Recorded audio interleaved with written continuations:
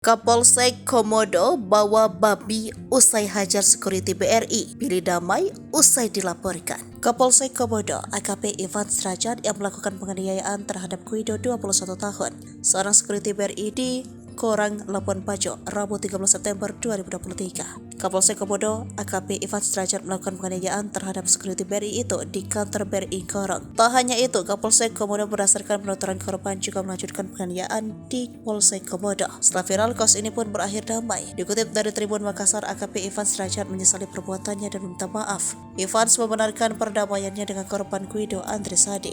Acara perdamaian dilaksanakan di rumah korban di Brata, Desa Mancang, Tangkar, Kecamatan Komodo pada Rabu malam. Sesuai adat Manggarai, Evans datang mengenakan kaos berkerah dan sarung menyerahkan babi serta sejumlah uang kepada Guido Andre Sadi sebagai bentuk permintaan maaf. Diketahui ia melakukan penganiayaan terhadap security Bank BRI unit Ngorang, Labuan Bajo pada Rabu pagi. Kejadian itu bermula saat Kio menegur Kapolsek Evans yang masuk ATM unit BRI Ngorang sambil menggunakan helm. Mengaku sedang banyak pikiran, sang Kapolsek langsung naik pitam lantaran gegara ditegur ia salah menekan nomor PIN. Bahkan karena salah beberapa kali masuk ke nomor PIN ATM milik Evans terblokir, hingga berlanjutlah ke penganiayaan tersebut. Kendati berdamai, Kapolres Manggarai Barat AKBP Arisan Moko menyebut jika terbukti melanggar kode etik profesi Polri, Kapolsek Komodo akan diberikan sanksi. Kalaupun ada uang mediasi di antara kedua belah pihak, itu tidak akan berpengaruh kepada sanksi etik terhadap Kapolsek. Karena ada ketentuan ketika seorang anggota Polri melakukan pelanggaran itu, sanksinya disiplin kode etik, ujar Arisan Moko. Ada menyatakan pihaknya menghargai proses hukum yang ditempuh pihak korban, yang memastikan akan mengawal proses tersebut.